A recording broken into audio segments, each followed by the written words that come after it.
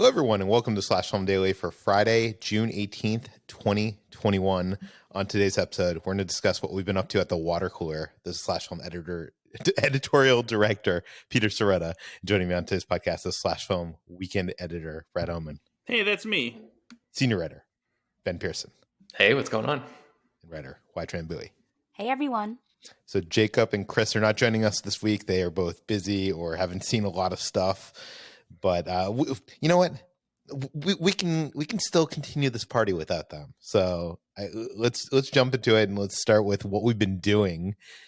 And it looks like I'm the only one that's been doing anything over the past week. Last week I went to Orlando, Florida again, and this time it was to cover the grand opening of a new ride over at Universal Studios Islands of Adventure. It's called the VelociCoaster. It's part of the Jurassic World franchise. And it's an insane roller coaster. I'm a theme park person, but I'm not a roller coaster person. I think the extent of what I do, like for roller coasters, kind of like the extreme Disney coasters, which I would say probably aren't that extreme. They probably have like one inversion. So I've never been on a coaster of this magnitude before. And the cool thing is, the first time I went on it, we were there for a press day, so they videotaped the whole thing with like an expensive red camera that was like rigged up to the seats in front of us. And so it was all captured on film, and it looks insane. The ride was insane. I'll put a link to that in the show notes. But if you have not seen this coaster, it's so much fun, and your butt doesn't feel like it's touching. It's I'm not sure how many coasters do this, but usually when you get into a roller coaster, you have the harnesses go over your shoulders. On this coaster, it's a lap harness. So there's nothing for you to like kind of grab onto. It feels like for most of the ride, you're like in the air. Like that there's points, like there's this roll that goes over the Islands of Adventure Lagoon, I think is what it's called. They call it the Mosasaurus roll, and it does this like heartline roll over, and you literally feel like you're gonna fall out, but because it's a well-designed roller coaster. But I'd say check that out. It was a blast. But I've been in those kind of roller coasters before, where it was. Do you know those Viking ships that they go back and forth in like? Yeah, like the pirate ships and stuff, right? Yeah. And they have only like a lap seat and one that doesn't even touch your lap. It's terrifying, but the inertia apparently keeps you in. So that's it's crazy because that like it's designed so that you won't fall out, but not having those shoulder restraints really makes it feel like times 10. Yeah, I love it. I don't love theme parks, but I love roller coasters. I'm not an adrenaline junkie per se, but I like the rush every now and then. Yeah. And by the way, the queue for this ride is awesome. You get to get up close with some animatronic velociraptors, and also there's like this whole ridiculous storyline. I have it in the video that we did, where they actually have Bryce Dallas Howard and Chris Pratt reprising their roles, and Howard is saying how the guests of Jurassic World want more teeth, they want more thrills, so they've decided to build this roller coaster through the raptor paddock. And of course, Chris Pratt's character is like, no, that's a bad idea. So I mean, the coaster itself is very loosely themed. You go through these like embankments that have like these raptor statues that like roar at you and stuff like that. But it's a lot of fun. I will say that it's different because like over the last week we've kind of opened up, but last week California was still in like extreme, like you can't walk down the street without a mask. And it was interesting going from there to Florida, where in the theme parks they're like, oh, you don't have to wear a mask at all.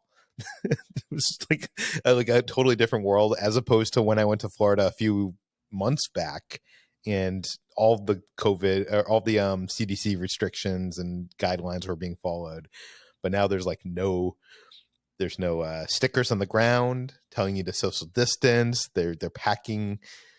I honestly, the only time I felt uncomfortable was when I got into a shuttle and they like literally packed the shuttle to capacity, and I was like, you know what, I'm going to take Ubers from now on. But that leads me into my other thing I wanted to bring up for my Florida trip is I went on some interesting Uber rides. Now I'm I don't have a driver's license. So in LA before the pandemic, before times, I took a lot of Uber. Like I think I was like at whatever the highest level of that, like Uber has their customer loyalty program because I use Uber so much. And honestly, I've had really great experiences with Ubers. I've never really had a bad experience. That said, in Florida, I had a bunch of interesting Uber rides, and I'm not sure, is it Florida? Is it that most of the good drivers that were doing Uber probably quit at this point or what? But at one point I had to go to Best Buy because I forgot a cable at home because I'm an idiot. And I called an Uber, and like the Uber app was like, oh, this is one of the top Ubers and stuff. I was like, okay, cool. So I get into the guy's SUV, and the second I get into the car, the guy is on speakerphone with his wife. And he's like, I'm going to effing kill you if you ever, blah, blah, blah. Like he's screaming at the speakerphone. And I'm like, he's already like hit lock and drove off. So I can't get out of the car. And I'm like, oh no, this is bad. And he gets off the phone with his wife and he's like, I'm so sorry. Like something's going on right now. And I'm like, okay, I'm sure the rest of this ride will be fine. He looks over at me and he says, why are you wearing a mask?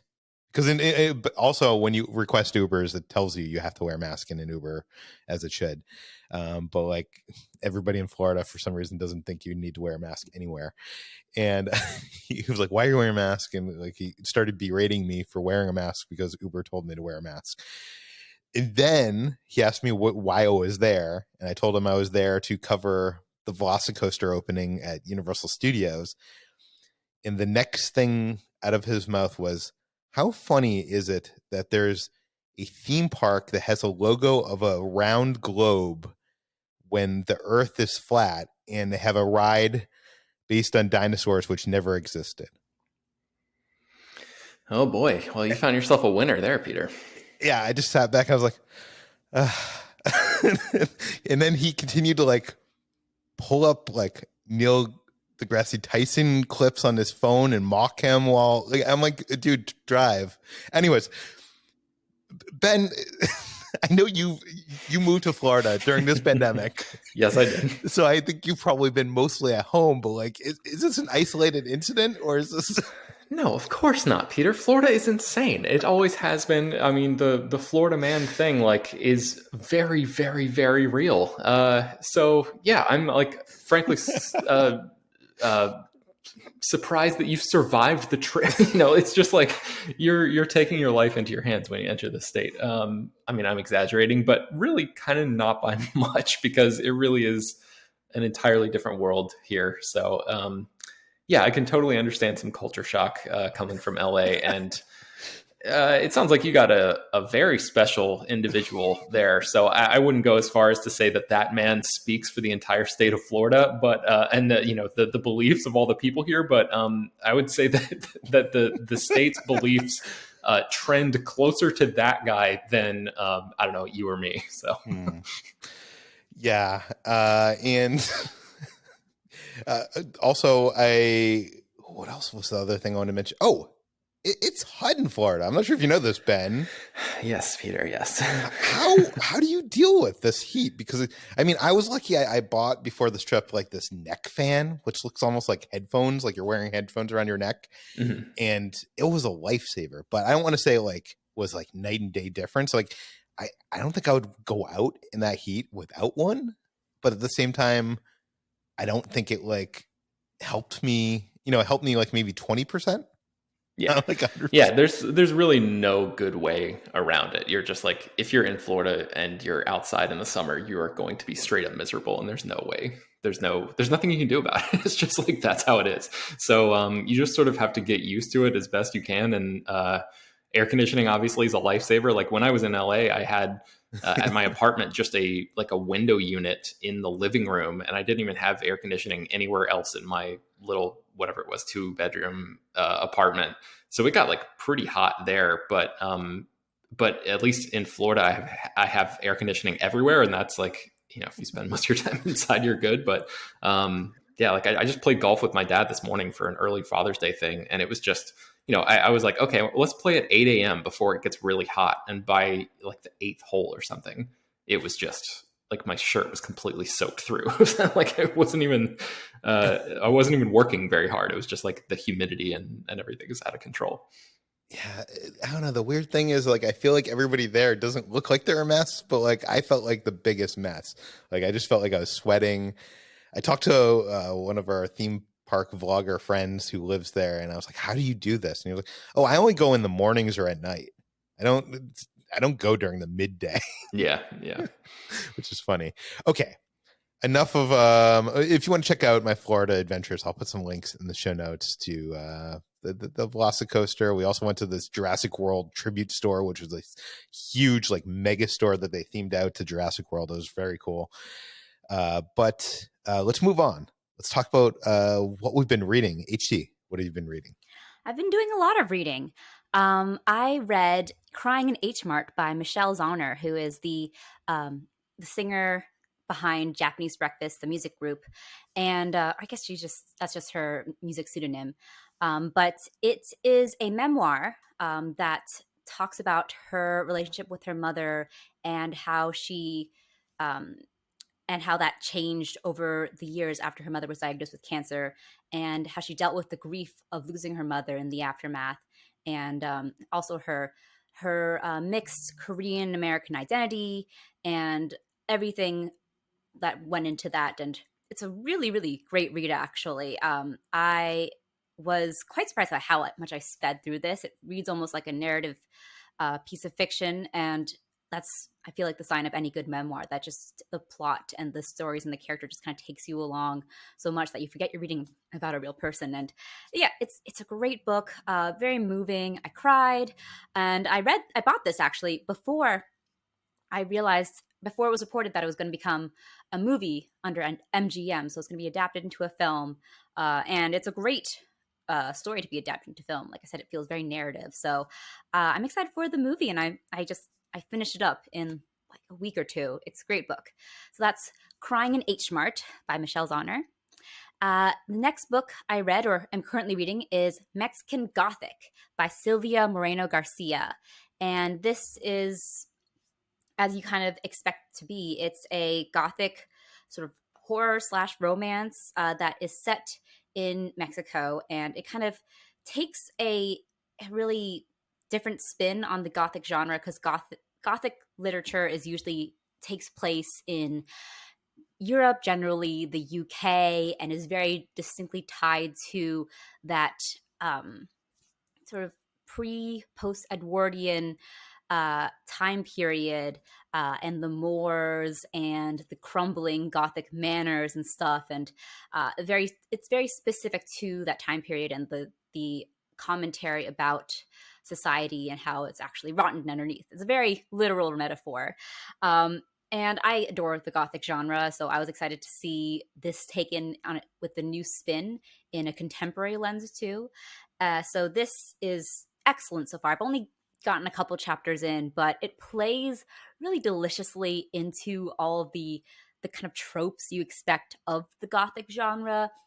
It follows a young woman who is quite well off. She comes from a wealthy family, and her cousin has married off into this British family living in Mexico, and they've kind of taken their own piece of Britain and planted it there, and are a sort of old moneyed but losing their wealth type of family. And she receives a letter from her cousin that is kind of garbled and indecipherable. It sounds like she's lost her mind, and the cousin claims to be poisoned by her husband's family. And so she goes to visit her cousin to investigate and find out what's happening. And it's like on this dangerous, precarious cliffside. Everyone is just very dour and secretive. I love it. It's a very, very exciting, sort of lurid type of book. I'm really enjoying it so far. So that's Mexican Gothic by Silvia Moreno-Garcia. And lastly, I talked last time about Haikyu, the high school volleyball anime that I'm in love with, and I can't stop thinking about it. I'm obsessed with it, as I tend to do. I kind of fall into a lot of obsessions, and I sped through all 4 seasons of Haikyu that are now available. The most recent season aired in 2020, and I don't know when the next season is happening. The COVID pandemic has hit the anime industry hard, and there are a lot of productions that are kind of stalled because of that. So in the interim, I've decided to pick up the manga. And it's not the same. The story in particular, like sports animes, just play so well in movement in anime form.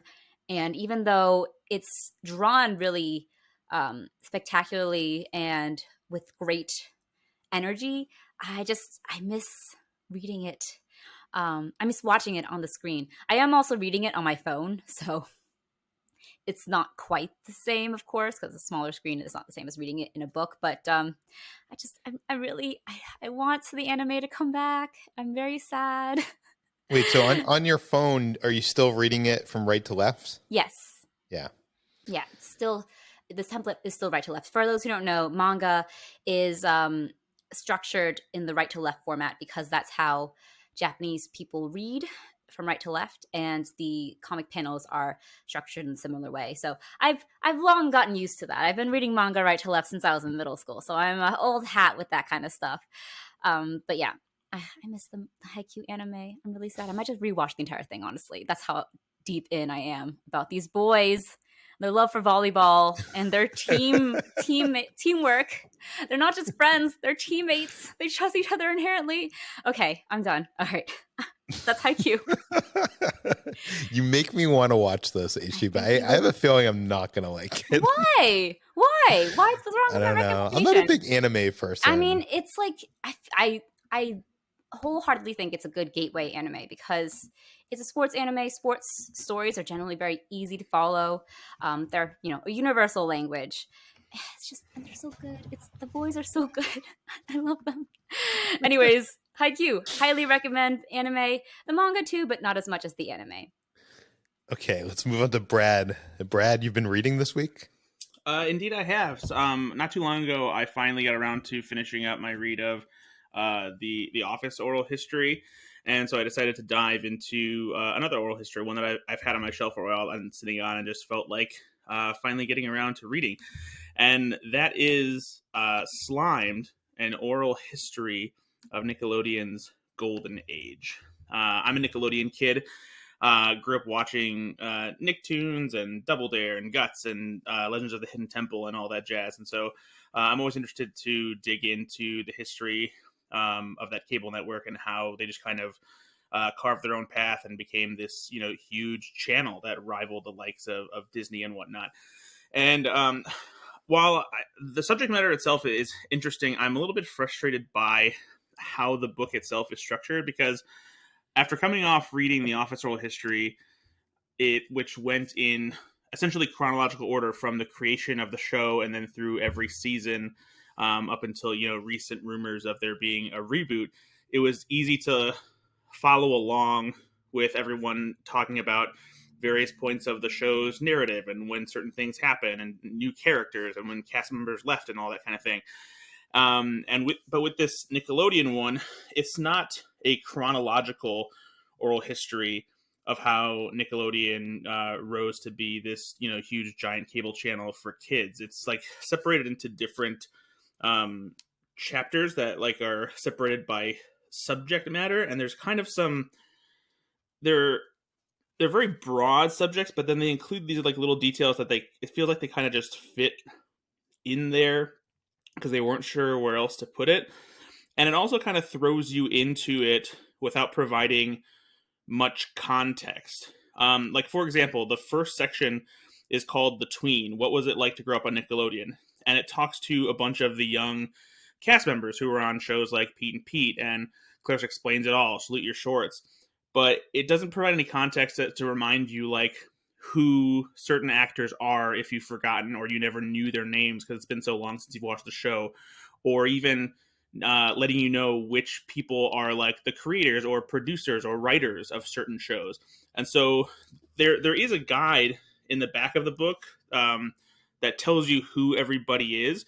But I kind of just wish that it would have just done it along the way, in much in the same way that like a documentary does, where when it shows you a talking head, it gives you a little piece of information of, oh, here's why it's good you're hearing from this person and why they're important to this part of Nickelodeon history.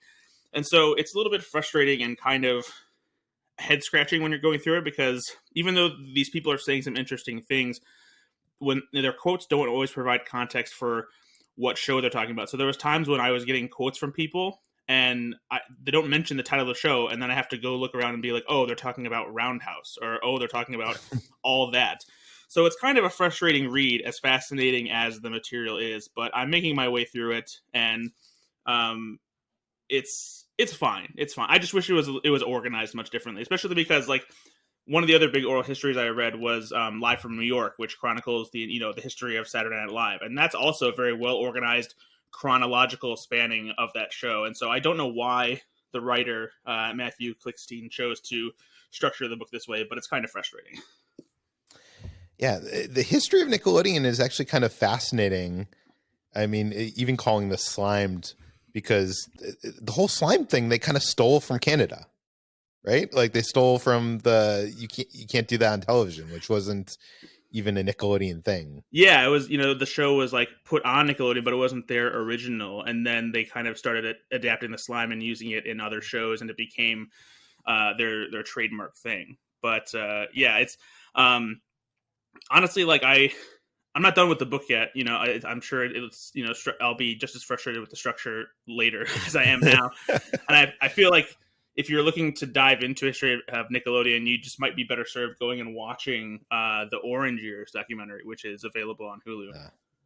Well, the big question is, Brad, is Mark Summers interviewed in this?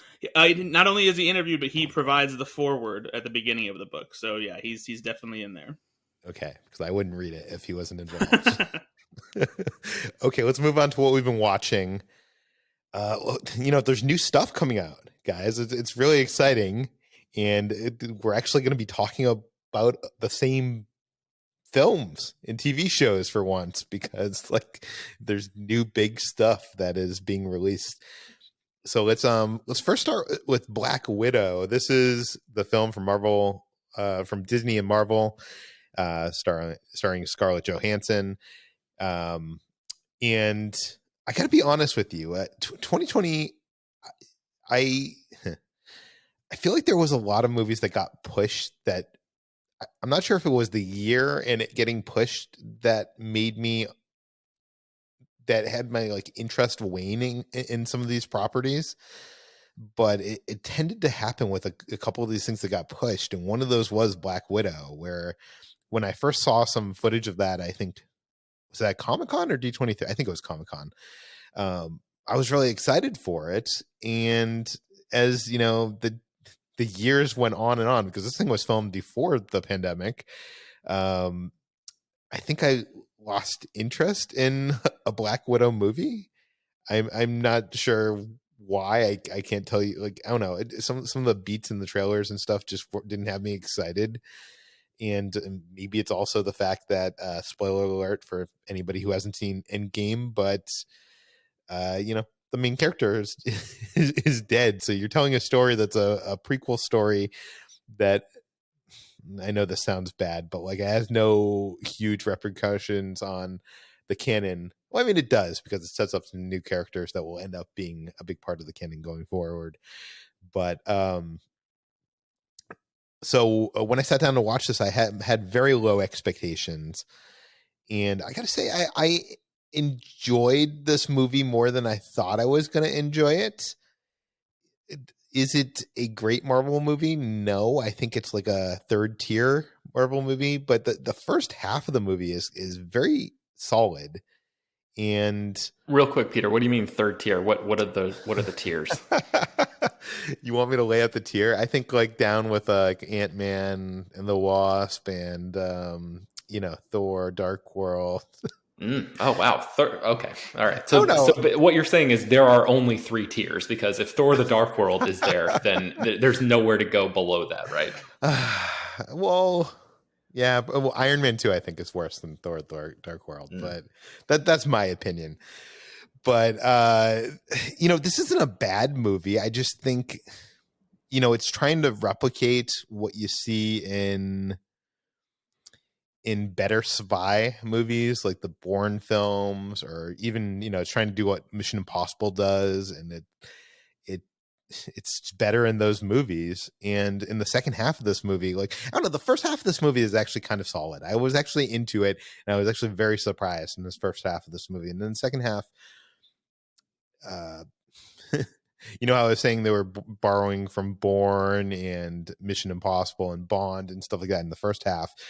And I feel like the second half, just like that third, the climactic battle at the end of this movie just feels like something out of like a Fox Marvel movie. It's just so badly done, and I don't care about any of what's going on. And but I don't know. I think I liked it more than HT because I was talking to HT about this in the Slack channel. HT, what did you think of Black Widow?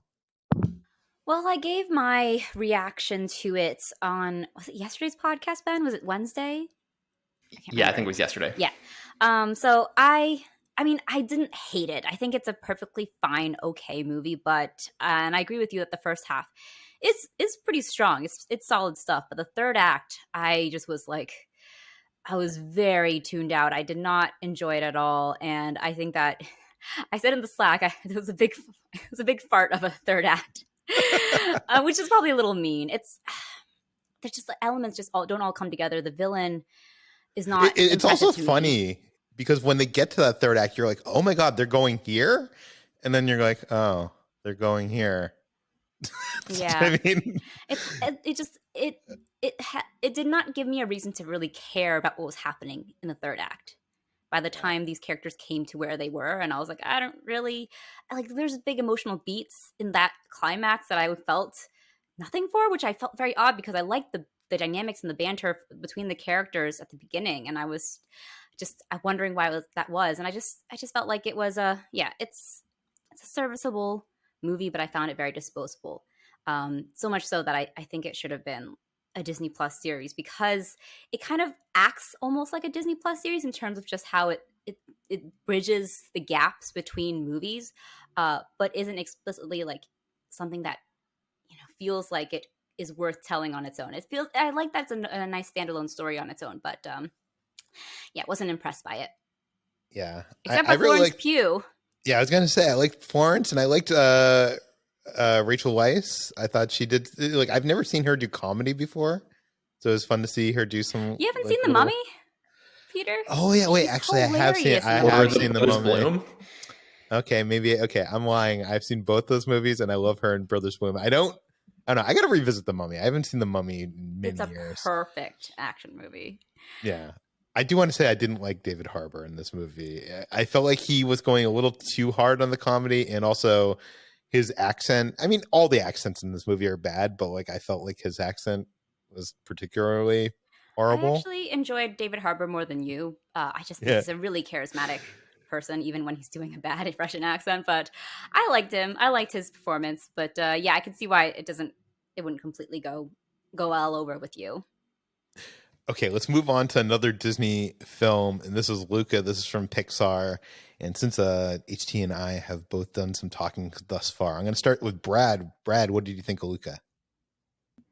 I really like this movie a lot. It's such a charming coming of age story about summer friendships and the kind of friendship that like changes you and gives you a new perspective on your young life and your parents. And the things that you lament about your own life and how other kids live, and you start it's a story about when you start figuring out that the kids around you are all dealing with different kinds of things.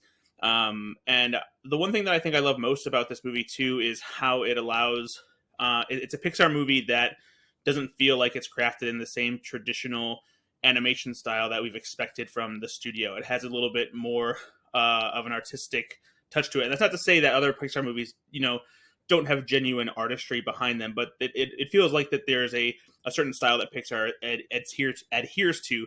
And the character designs here feel like they call lean a little bit more into art and animation, especially with the eyes and mouth movements and facial expressions. And it feels more cartoony, I guess you could say, than other Pixar movies, which have tried for realism. And at this point, I want to toss it over to HT because she wrote a great review for Slash Film, and like I really like her perspective on how this movie stands out from the rest of Pixar's movies, even though it seems like it doesn't at first. Yes. I would encourage you first to read my review because I'm really proud of it, and I want as many people to read it as possible. But yeah, I absolutely adored Luca. I think that it's a low-key, small-scale movie for sure, but I don't think that makes it any lesser. If anything, I think that's an even more impressive feat for Pixar and for Western animation in general, because a lot of Hollywood Western movies tend to I don't want to say look down on kid audiences, but tend to try to appeal to children in a way that I think is too fast. They try to grab their attention so much, and I like that Luca takes it slow and lets you live with these characters and lets you breathe with them. And I wrote about this in my review, the concept of ma, which is a Japanese concept commonly seen in Studio Ghibli and Hayao Miyazaki films, which refers to the space between actions, the space between words. Like, it means negative space essentially. And there's a little bit of that in Luca, which I was really surprised to see. And it just kind of holds you there and lets you be. And I adored that was part of this film, and that it felt in that sense like there's even more of an authenticity to these kind of friendships and coming of age story that we've seen before many times in many stories, but it just felt like it was approaching it from a very organic way that I really enjoyed. So I hope that articulates as well as what I mean, but just go read my review, guys. Ben, what did you think of Luca? I think it's kind of mid-tier Pixar, honestly. I love what HT is talking about. I wish the movie was had way more of that. Had way more time to give us with these characters. I know it moves at a glacial pace compared to a lot of modern day animation, and so it certainly is worth bringing up that point. And this movie does stand out because of its slower pace, but I just wish it was it had more time to sort of luxuriate in all of this. And okay, so here's a perfect example. The beginning of the movie, there's this big, I don't know, it seems like 10 or 15 minutes of Luca under the sea with his family, and there's this whole thing where he's like a shepherd, like a sea monster shepherd of these fish that sort of seem to be problematic for him, going off or whatever. It's like his job basically is to sort of wrangle these fish, and they were spending so much time in that part of the movie that I was like, okay, this is clearly some sort of setup for something that's going to happen later in the movie, because they're spending an awful lot of time here. They're really underlining, Luca, he creates this fake this stuffed version of himself basically, and he sort of sneaks off to the land above, the very Little Mermaid style. And I'm thinking, okay, as this movie progresses, they're definitely going to come back to this whole shepherd thing, and the fish are going to have to be major parts of what's going on, or he's going to get in trouble because he left his post, and there's something very important about all this. And no, the movie doesn't care about any of that at all. And it just happened to spend 10 to 15 minutes to set this up, when I feel like those, of course you need some context for the story and why there is a dichotomy, a juxtaposition, a difference between the underwater world and the Italian, sun-dappled landscape that is so gorgeously depicted in this movie.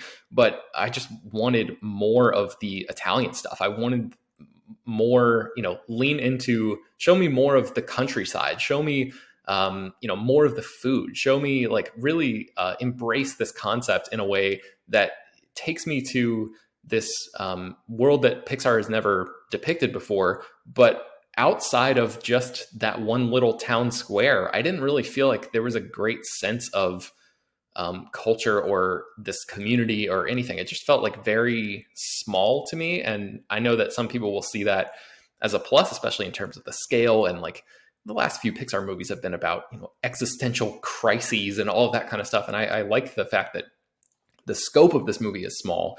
I just wish that it could have leaned into the beauty of it a little bit more and had more time for those moments in between moments like HT was talking about, and didn't sort of, in my view, waste so much time on stuff that didn't really matter otherwise. But otherwise, I still like enjoyed the movie. I'd give it, I don't know, like a 6 or 7 out of 10 or something. But I've seen a ton of praise for it and haven't really seen people bring up those issues. So once again, I become the guy who sounds like I didn't like the movie just from raising these points. But I'm fine holding that position on this podcast. As I just feel like I want to give some voice to a little bit of dissent there. But what did you think about it, Peter? I think we're actually on the same exact page with this one, Ben. It was just strange because, a water cooler where we're going to be discussing the new big Marvel and Pixar films, and you'd think I would be the one most glowing about them. And I feel like I'm the hater at this point. But I don't know. I do agree it's a beautiful, vibrant movie. I do love the themes that it's trying to touch on. I do love the idea of exploring this part of this world. To me, it almost felt like the same problem that Onward had. And Onward's not as good of a movie as Luca, so I don't want to compare it to Onward. But what I felt from Onward, and I feel also from this, is it feels like a combination of like 3 different ideas that don't quite gel together. Like if you do the Venn diagram, they kind of meet in the middle a little bit and don't overlap in the way that normally Pixar movies do. Like, there's this whole this Vespa race thing, and then there's the whole friendship thing, and then there's the whole being a monster that's hiding on, like, and it doesn't quite feel like those ideas gel together in the brilliance that Pixar usually brings to the table. But that said, I would give this like a 6.5 or 7 out of 10. Even the worst Pixar movies are good movies. I do want to shout out something I think none of you guys have brought up so far, but like the music in this movie by I think the composer's name is Dan Romer. He's the guy that did the music for Beasts of Southern Wild. I really love the music in this, and I want to see more of his work in films because I just love that upbeat. Like, I don't know, he just brings like a really interesting vibe that sounds unlike any other composer. But not just the score, but the soundtrack, the various songs that they use, the Italian songs that they use, are just wonderful throughout the movie as well. Yes, agreed. The score was supposed to apparently be an homage to Ennio Morricone too, so I think that's within the score as well. Yeah, for sure. Okay, so I think we'd all agree you should check out Luca. Some of us more than others. Yes. But let's move on to In the Heights. Who should I start off? Ben, do you want to talk about In the Heights? Sure. Yeah. In the Heights is the musical that Lin-Manuel Miranda wrote before Hamilton. I think this was like the musical that won him his first Tony. It came out originally on stage around 2008 or so, if I remember correctly. And now this movie, which has been, I think, filmed and finished for a long time. It's supposed to come out last year. It was pushed. And now it's out in theaters and on HBO Max. John M. Chu directed the film version. And how do I talk about this? I liked certain aspects of this a lot. I think the direction is great. I think most of the music is really solid. I especially love Corey Hawkins in this movie. He is the second he comes on screen, it strikes me as just one of those like great movie star, super charismatic performances that we're going to be looking back on and citing in years to come as Corey Hawkins continues to ascend in the Hollywood ranks. I feel like this is going to be one of those touch point performances where people are always like, oh man, yeah. And he was so great in that movie. He was like one of the standout performers in this. I thought he was from Straight Outta Compton, and he's been in a bunch of other stuff, but I think he's my favorite part of this whole movie, even though he plays a sort of supporting character who basically like disappears from the movie for not the full back half of it, but a big chunk of it. And I really wish that the movie had more time to focus on him and his story, the romantic story that he was involved with, because the central one, which involves or sort of revolves around Anthony Ramos's character, was not quite as interesting to me. And it's still good. Like overall, I liked In the Heights. It was an enjoyable movie, and I think the musical aspect of it, and the direction, and the sort of vibrancy of the culture depicted here, and the specificity of these areas of New York, all of that combined to be this really like interesting, sort of buoyant, like good time at the movies kind of vibe. So I enjoyed it. There are just aspects of it that felt a little awkward to me, felt a little, maybe spread too thin at certain points. It's a little bit of a longer movie, so you sort of, I felt that the length a little bit more than I would have liked.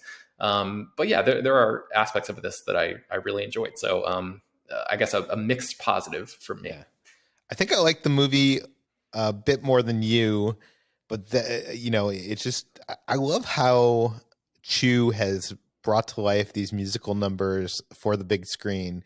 Like particularly, I don't want to spoil anything, but there's this dancing on a fire escape late in the movie, and I don't know, he just does some very creative stuff, and I love I fell in love with some of the characters in this movie, and I do agree. I think it's probably like 20 or 30 minutes too long. I'm almost curious to like go read the playbook and to see what was added and what was changed, because I'm wondering, what it does feel like there's some fat in there that they could have gotten rid of. Well, one thing that was added that they definitely could have gotten rid of was that framing device. That Chris and I were, I think, both criticizing. It's the frame of which is Anthony Ramos's character is telling the story of the Heights to a group of children. Oh, and, weird, because I honestly thought that was like a thing, because no, usually plays added. have like the storyteller that sets up the story, and I thought for sure that was in it, but oh wow. Yeah, it's added, and it also doesn't, I feel like it doesn't add anything to the movie. If anything, it takes away some of the energy that the movie is building during some of these musical sequences to sort of interrupt and be like, look at these kids laughing. I think I agree with that too. Yeah. No, I agree there. I love the music. I'm gonna listen to the soundtrack. Why, HT? You lived in New York. You live in New York. Yes. Why is there so many stories set during heat waves in the summer and blackouts in New York City? It's so hot. It's so hot in New York when in the summer. You have no idea, Peter. I mean, I guess you were in Florida, so you have some idea, and you both live in like warm states. But my God, it gets so hot. Like this past week was okay, but 2 weeks ago, it was 90 degrees consistently every day. And the thing about New York buildings is that they're all very old, and you have maybe one window AC unit that only blows in one room, and you're just like sitting next to fans the entire time and sweating while you're sitting. And it's just that feeling of just sitting in your sweats and tensions and emotions being on high because of that. And the way that New York is built, I guess the heat is caught within all those buildings. It just has that very specific feeling. So yes. And that huge number of people too, all crammed into one space. All I mean, the I people, feel like that's the smell, everything. It's very specific, and it's just like it happens every summer, and I'm always a little surprised. God, yeah, New York in the summer. I will say that I think I've only been in New York one time during the summer, and I think the most I was uncomfortable at all was waiting in a subway station during the middle of like that summer for like 20 minutes. I remember like sitting on the floor, and it just like just covered. Yeah, because it's like what, like it must be like 10, 20 more degrees in the subway station than it is, or at least it was back then. Yeah. Maybe they got AC at this point. No, they don't. No? In some of the stations, it depends on which station you're in. Some of them are really old and they haven't, renovated them in a while. Yeah. Okay, Brad, we haven't heard from you. What did you think of In the Heights? I really liked it a lot. It certainly has flaws. I will agree that it feels a little bit too long. There's a couple songs I think you can easily cut that don't really add too much, but it's such a vibrant, colorful, joyous musical, and having it be, so focused on this community in New York, even though obviously Lin-Manuel Miranda has received some criticism, for colorism and kind of ignoring part of the community in this movie. It's still nice to see, such big representation, of Latin characters. I'm half Mexican. I have, Mexican family on my mom's side. And so, seeing this kind of representation is very cool. There's, I love the mix of English and Spanish, and just like how it dips into the culture and everything. And I was so impressed by how like big these musical numbers are. Like, you can get lost just like watching all the dancers in the background of these scenes, and the choreography is unbelievable. I especially love the sequence at the pool, with all the dancing and coordination in this, giant city pool. And there's just so many things to love about this movie that, like, the shortcomings didn't really take anything away from it for me. I loved it. And it's I'll be listening to the soundtrack for a long time. And yeah, it was just great. It's kind of interesting because this movie and the play are a celebration of this neighborhood, and it, talks about how it's probably, gentrification and what's happened to it. But at the same time, isn't the success of this play and this movie going to make that happen faster? Do you know what I mean? Doesn't it glorify this neighborhood? And then now it's like the Joker steps. Yeah, the rich people want to move in, and then it kicks the people that made this neighborhood great out. Mm-hmm. Yeah, I don't know. So it's it's tough. Anyways, okay, let's talk about Bo Burnham's Inside. HT, what did you think? It's great. I feel like I don't have anything much to add to it beside what everyone else has already said. I actually recommend reading Ben's quarantine stream, or actually the daily stream about it, because we've now turned it into the daily stream, and it's the first of our daily stream articles. So he wrote a great piece on it. But I came into this actually having known about Bo Burnham for a while.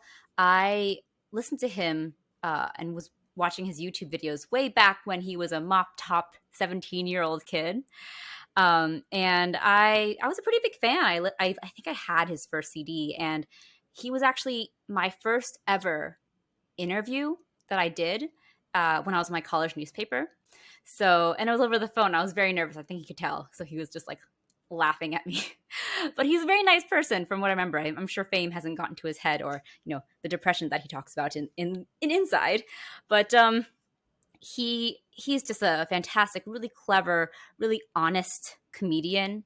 And just watching Inside and seeing how his sort of process changed and his mental headspace changed throughout the course of the pandemic was really just amazing to watch, and a little, and saddening and uncomfortable, but in a way that is intentional. But he's a really just great and clever comedian.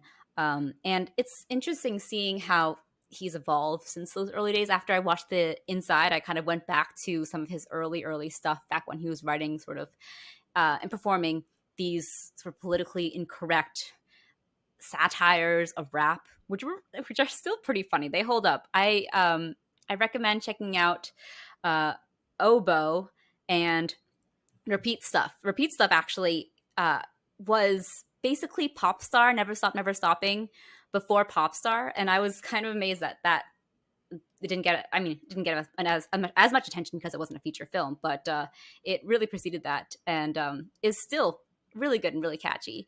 But yeah, there's this one song that he wrote during one of his tours, his stand-up comedy specials. That's called "Art Is Dead," and talks about how he is dealing with all this kind of imposter syndrome and that kind of beginnings of that mental illness that he displays, not mental health that he displays in Inside and deals with. And it's interesting how that's almost a continuation of that song in particular. So he's great, and I absolutely love him and I'm happy that I hope he's doing well. I hope he's gotten out of the room.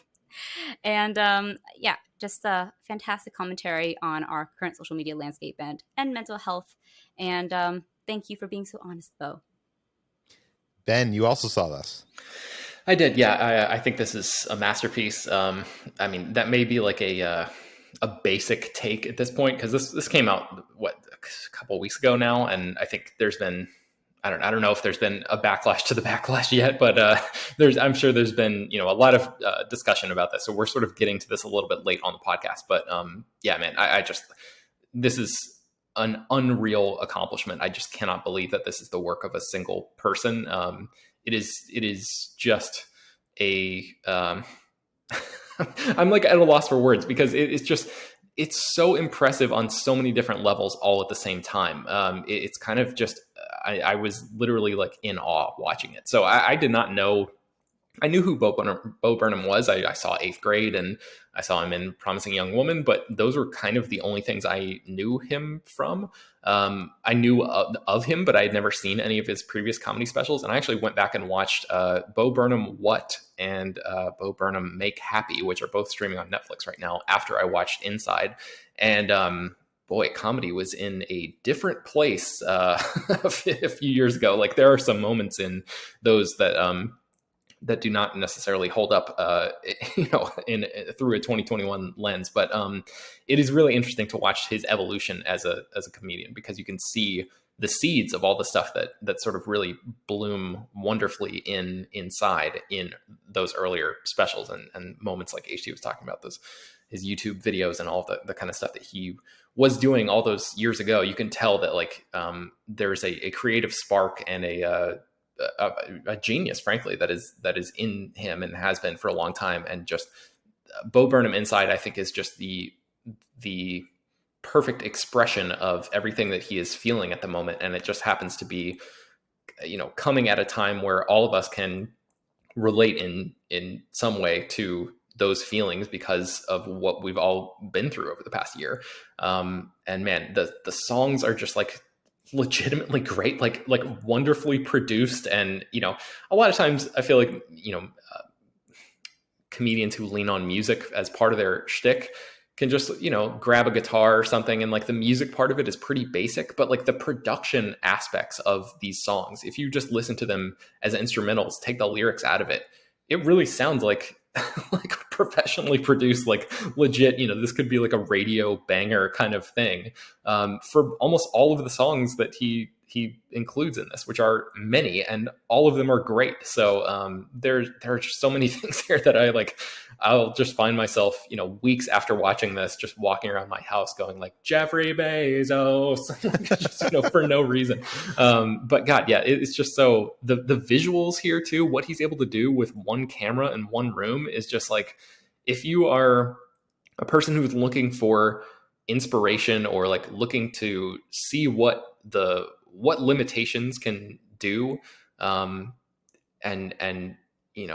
looking for, there's this whole thing, this idea of like, we talk about it in terms of Hollywood movies all the time. Like, the bigger the budget you have, sometimes you can get into trouble because you have so much money that you can throw at a problem and whatever, that the project that you're working on sort of gets out of control. But if you are, working on an independent scale and you don't have access to all this stuff, you have to force yourself to be creative, to come up with ways around these issues. And if you're looking for like a perfect distillation of what that looks like, I think Bo Burnham Inside is a really, really good example of that. I need to see this. I really only know him from 8th Grade, and I'm part of this critics association, the Hollywood Critics Association, and we gave him an award, I think, for best newcomer or something 2 years ago. And at that award ceremony, Scott Mantz was hosting it. And if you don't know who he is, he's a film critic / television personality. You see him on like Access Hollywood and some online things. And he's very big and talks a lot and kind of grandstands. And it was funny because Bo Burnham, came up to accept his award, instead of actually a heartfelt acceptance speech, he used his time to basically roast Scott Mantz, and basically because Mantz was kind of making everything about himself, like how much he loved this movie, how much he loved that movie, how much he loves this director. And it was funny, after the roast from Bo Burnham, Mantz felt like he had been taken down a couple pegs. So that's what I remember, seeing Bo Burnham in person. Anyways, let's move on. HT, what else have you been watching? I watched Tie Me Up, Tie Me Down, which is the Pedro Almodovar dark romantic comedy from 1989. It stars Antonio Banderas as a recently released psychiatric patient who kidnaps an actress played by Victoria Abril to force her to fall in love with him. And it's a very surprisingly sweet and funny approach to this very dark premise, and is vibrantly shot and sort of borderline camp in the way that Pedro Almodovar's films are. I am a huge fan of Almodovar. I think that his films are, a lot of his films are masterpieces, and I think, and this is just such a really fun and enjoyable film to watch, especially with the performance by Antonio Banderas. And it's kind of a kinky take on Beauty and the Beast, which I also really enjoy, Beauty and the Beast being one of my favorite stories. So it's a lot of fun. And I want to use this opportunity to say that about 8 Pedro Almodovar films are streaming now on HBO Max, Tie Me Up, Tie Me Down included. So if you haven't seen any of Almodovar's films, I highly encourage you to check them out. Unfortunately, one of my favorite of his films, All But My Mother, has left HBO Max. It was on there for a little bit, but has now left the service. But Voltaire is there, which I've talked about before on the water cooler. It's a really, really fantastic film just about women, and stars Penelope Cruz. Penelope Cruz and Antonio Banderas are both two favorite muses of Almodovar, and he's one of the few directors who really knows how to use them in a way that just brings out the best in their abilities and makes them really fun and exciting to watch. And so I recommend checking out any of his films on HBO Max, and taking a chance to just expand and watch a little bit more Almodovar. He's great. His first English language project, actually, starring Tilda Swinton, which is called The Human Voice. It's a short film. Is also now streaming on HBO Max. So also recommend checking that one out as well. I have a review for it on the website. But yeah, Almodovar stuff, Tie Me Up, Tie Me Down, all great. And you can watch them now on HBO Max. What else have you been watching? The other thing I watched is Zola. So I got a screener for this, and this is the movie that's based on #the story as it's come to be known. And this refers to the story from, I think it was 2015, that played out on Twitter from this woman named Zola, and she posted this like 200 tweet thread talking about how she and this woman fell out. And it's this wild, unhinged story about how Zola is this erotic dancer. She's a stripper, basically, who meets this woman at a Hooters that she works at. And this woman asked her to go on a trip to Florida with her. And they go on a trip to Florida to dance and get some money. And she gets caught in this elaborate and wild sort of series of events, which involves a pimp, a murder, and several just people jumping out of balconies. It's insane. It was the most insane thing that I had read on Twitter. I remember being very online at the time, and reading it as it was coming out, because this was before tweet threading existed, and so she was just releasing it a little bit at a time. And I'm pretty sure tweet threads were invented partially because of the popularity of this particular story. And it was one of the craziest experiences of being on Twitter, reading that as it was going on.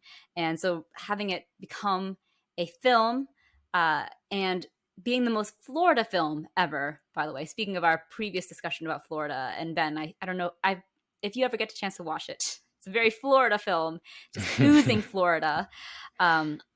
It's captures the insanity and the wildness of the thread, but gives us this almost dreamlike psychedelic fairy tale vibe. It's a lot of fun. It comes to theaters June 30th. So if you get a chance to see it in theaters, do check it out. It's excellent. And I have an interview with the director coming out on the site at some point. But that's Zola. Cool. That's it. Ben, what else have you been watching? Oh, I watched Enter the Dragon for the first time, which is a Bruce Lee movie from 1973. Has everybody here seen this movie? Was I the only person who had not seen it? Yes.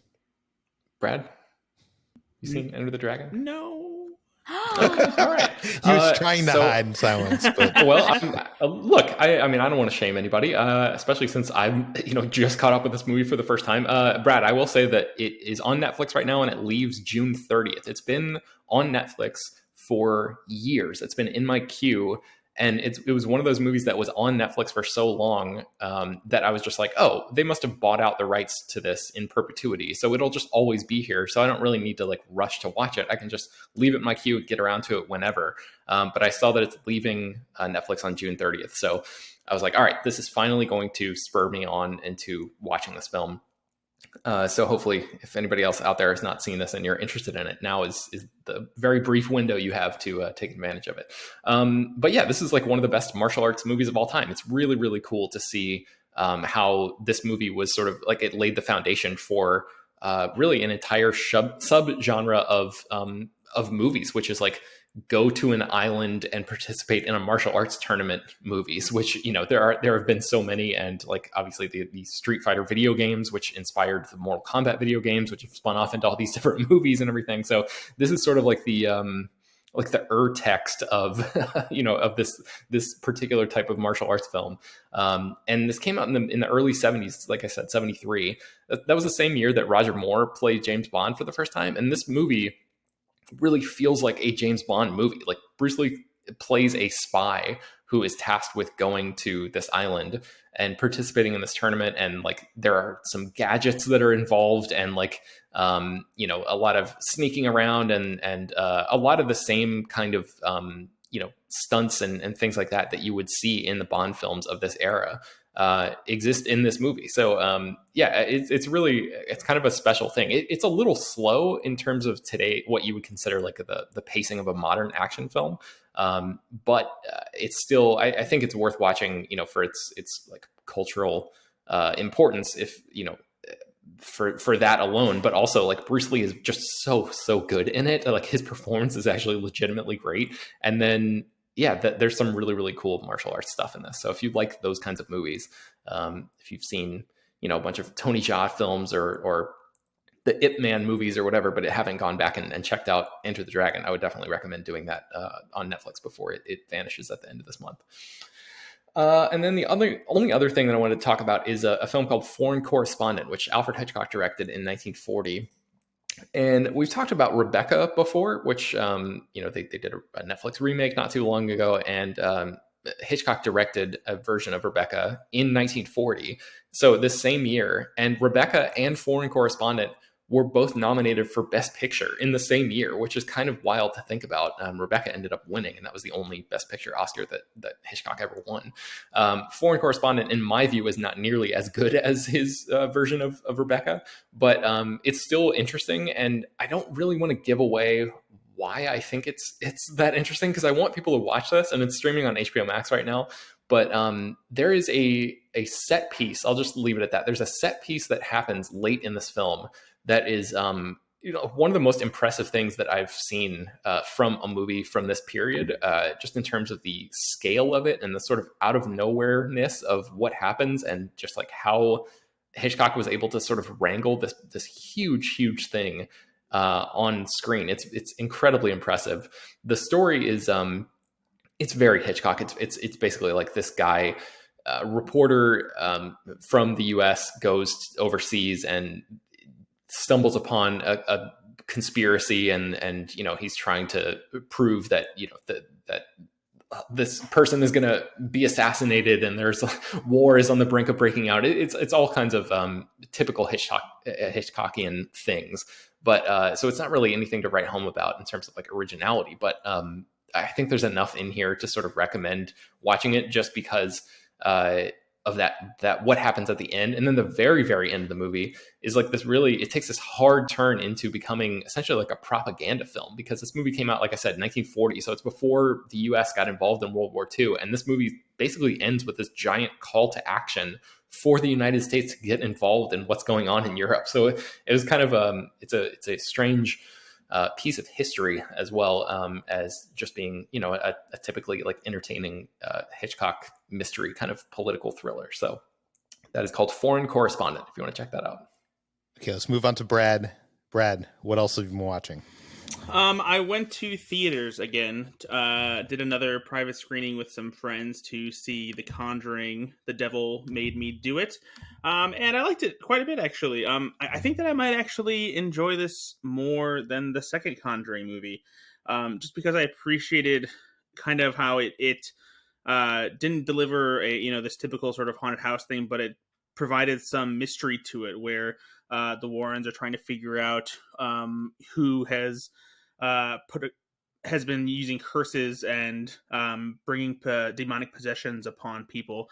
And I really liked how it just kind of messed with the genre a little bit, and mixed up the formula and delivered something more. And plus, I just love the core of the relationship between the Warrens in this movie, and just how their relationship has become a key part of the franchise.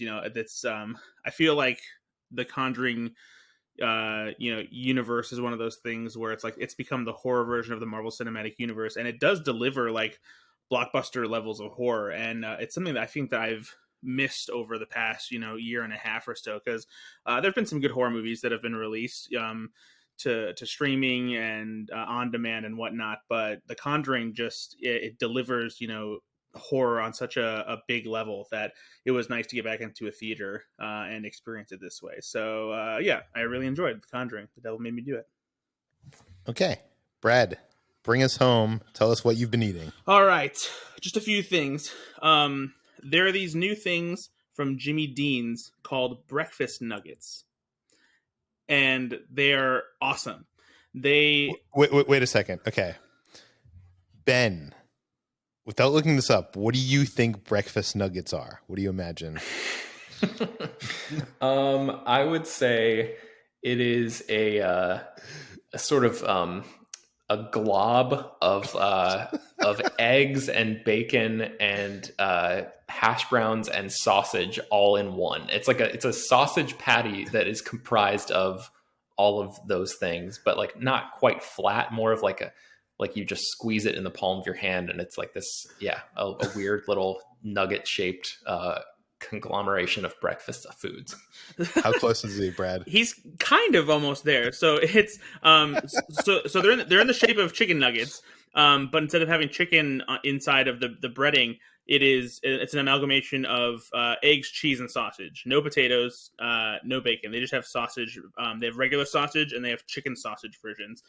And they're really, really good. This is coming from somebody who I also enjoy those Pillsbury scramblers that you put in the toaster, the pastries that have the eggs and cheese and bacon and or sausage in them. These are actually better than that, because the crispy breading offers a different texture and flavor, and the mixture of egg, sausage, and cheese, it just works together really well. It's kind of like having a fried morsel of an omelet, basically. The sausage flavor is a little more overpowering in the regular sausage version, and the chicken sausage version kind of lets the egg and the cheese shine through a little bit more as far as flavor is concerned. But they're just I really like them, and like they're good plain, but I also liked dipping them in ketchup, because I'm one of those people who likes occasionally putting ketchup on scrambled eggs and making like an egg sandwich. These they're made by Jimmy Dean's. I found them at Kroger, which has a variety of different stores. that go by different names across the region, but I've also seen them at Walmart and stuff like that. So you should be able to find them in like your freezer section at the grocery store if you are curious enough to give them a whirl. Brad, have you ever tried the Jimmy Dean stuffed hash browns? Yes, and they're okay. They're a little too. They're like greasy. Yeah, they're greasy. Yeah, they're very greasy. But for those of you who don't know, it's like a hash brown, like if you imagine like a McDonald's hash brown, it's like a bar of a hash brown, but filled. And it's filled with sausage, ham, bacon, cheddar, and mozzarella cheese. Yeah, they're good, but they're very greasy. Okay, what else have you been eating? I also got a good summer treat. It is a Barks root beer float push-up. I found them at Aldi. I'm not sure if they are exclusive to Aldi or if they're available other places, but I remember seeing these a couple years ago, maybe last year or sometime, and I never found them, and I was super disappointed because I love root beer floats, and having it in a push-up form like this sounded awesome. And man, they're so good. It's this perfect mix of essentially, a root beer popsicle or slush with like a vanilla ice cream swirl in it. And the mixture of the two is just so well done. And because it's in push-up form too, it's cold at first like a popsicle, but since you're holding it in your hand, it starts to melt and kind of gets more of that root beer float softness to it. But they're so good. And I personally think Barks is probably the better of the major root beers that are out there. Obviously, the more craft root beers are like the best ones, but when it comes to the big soft drink companies, I think Barks is the best. And so these are really good. So if you can find them, I wholly recommend them. They're really good for the summer. And then go ahead, Peter. I was gonna say, and what else? I tried a new cereal called Lucky Charms Marshmallow Clusters. And I was really excited about this because I love Rice Krispie Treat cereal. And the way the cereal seemed was that it was essentially going to be Lucky Charms, but with Rice Krispie Treats cereal kind of clusters mixed with the normal Lucky Charms marshmallows.